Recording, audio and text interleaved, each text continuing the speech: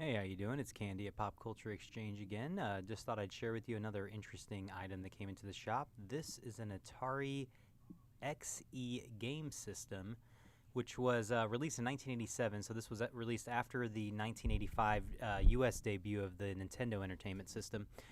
And this was a home computer plus game system, which, if you're not familiar with the other Atari home computers, there was the 400 and the 800. And this was something that was released afterwards, and it had its own library of games, but it also played the 400 and 800 games as well. So let's take a look inside the box. Now, it did take me a second to pull out this cardboard, but I was able to free it, this styrofoam eventually. So let's.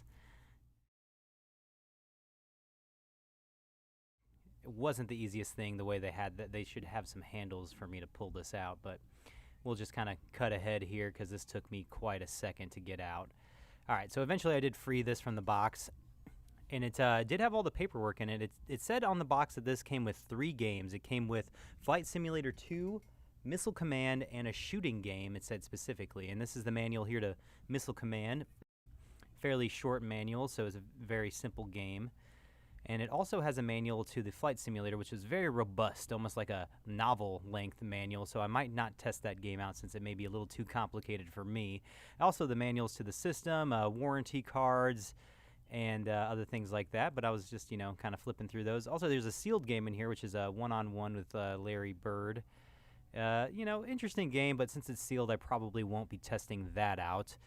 So let's get into the rest of it here. Here we have the keyboard as well as the gun that came with it and the joystick. The joystick and the gun match the system because it is a gray system. So this Atari controller and games are definitely exclusive to this particular system.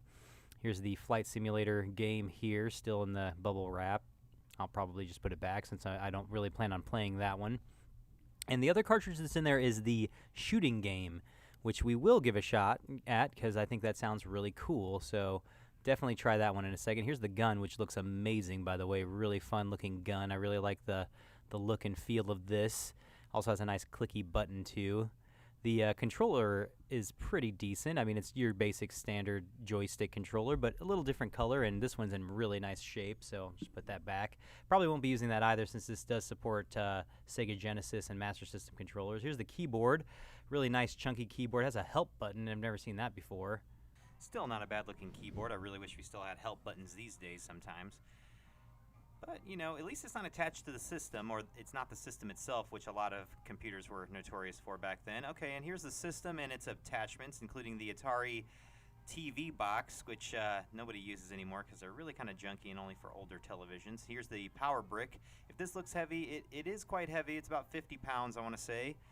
And here's the console itself with its beautiful pastel-colored buttons. And here's some of the ports if you want to take a look at those. You got your power adapter there, as well as other kinds of serial ports there, some TV ones, and your controller ports as well. Here's those awesome pastel buttons, as you can see. Pretty cool. Cartridge slot and the power button. So, not a bad little console. I actually think it looks cool. Let's hook it up and try it out now. We're going to try the shooting game. I thought you might want to hear these sound effects because they're quite awesome. But yeah, really nice Atari sound effects. And actually, the gun is quite responsive. I hooked this up to a Commodore monitor. It actually has monitor ports in the back of the system. And it looks quite good and plays quite well. I actually was having quite a lot of fun shooting these bugs that are on, I don't know, maybe a computer chip or something. I'm not sure exactly what these bugs are doing, but they're on something and they're supposed to die. But yeah, thought that was kind of cool. So let's try another game out. It says it plays Atari 400 games, so I've got Pac-Man right here on the Atari 400. We're going to plug that in. I'm going to use the Sega Master System controller to see how well that works, since I prefer it to the joystick controller. Kind of hard to get that in there at that angle. All right, so this is Pac-Man. Now, this was on the Atari 400, but it works fine in the Atari XE, which I think is really cool.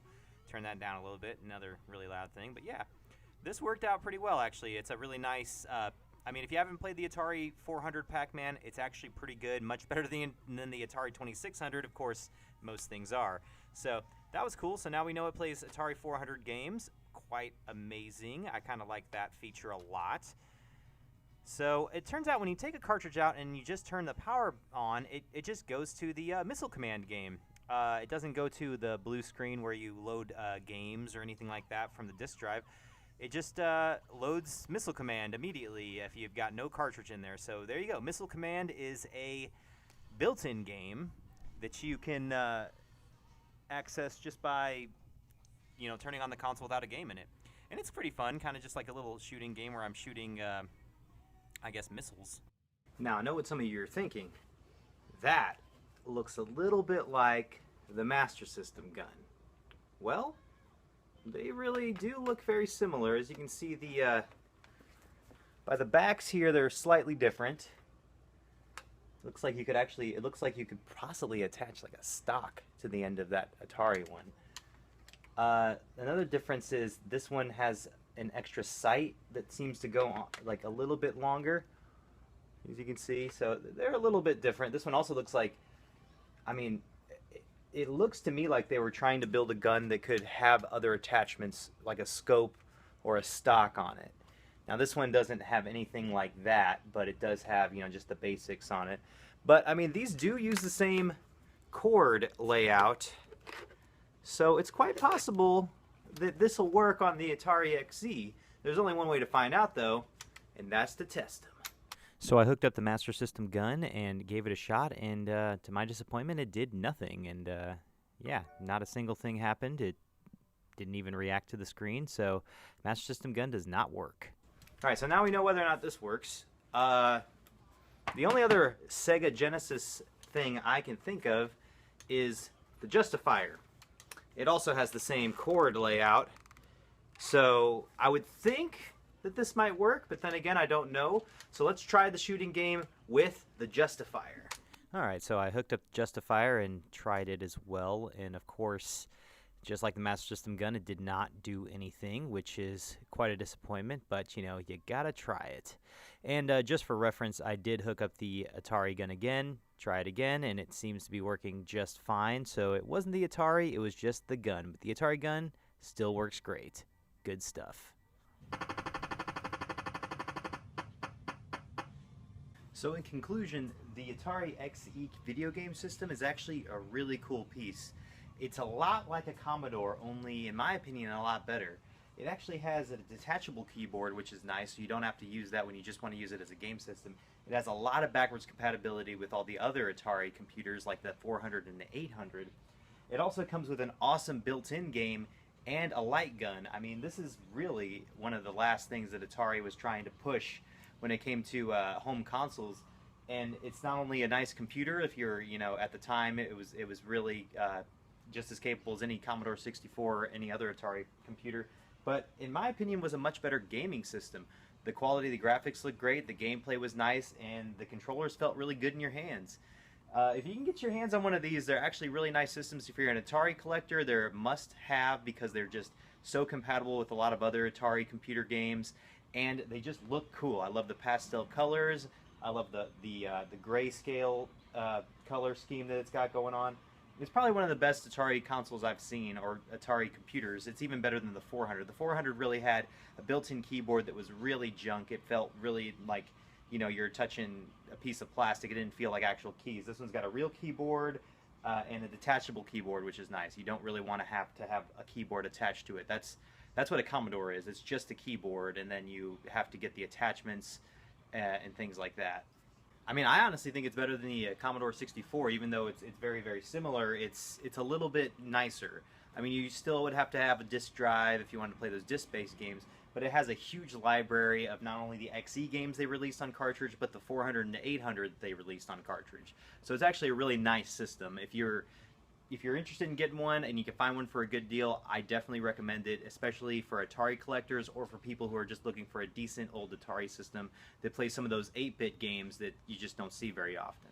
So, I think it's a great system. If you can find them, it's worth it. Well, thanks for watching the video. If you like it, just thumbs up and subscribe if you want to see more videos. And if you're in the Omaha area, we're on 72nd and Pacific next to Bed Bath & Beyond. Come check us out. Yeah, right, Billy. Yeah. Come on into Pop Culture Exchange, where we buy and sell used video games and vintage toys.